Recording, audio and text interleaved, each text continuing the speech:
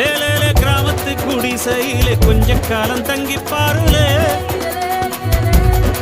கூரையின் ஓட்டை வீரி செல்வழி நட்சத்திரம் எண்டி பாருளே கூவும் செல்போனின் நச்சரிப்பை அணைத்து கொஞ்சம் செல்வண்ணின் உச்சரிப்பை கேட்போ வெறும் காலில் செருப்பின்று நடந்து மண்ணோடு பேசிக்கொண்டு போவோம் மழலைகள் ஆவோ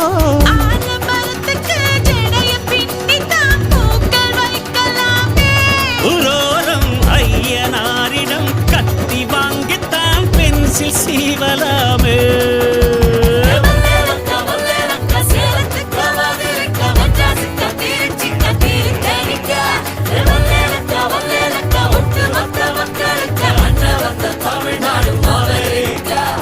காவிரி யாரும் கை குத்தல் அரிசியும் மறந்து போக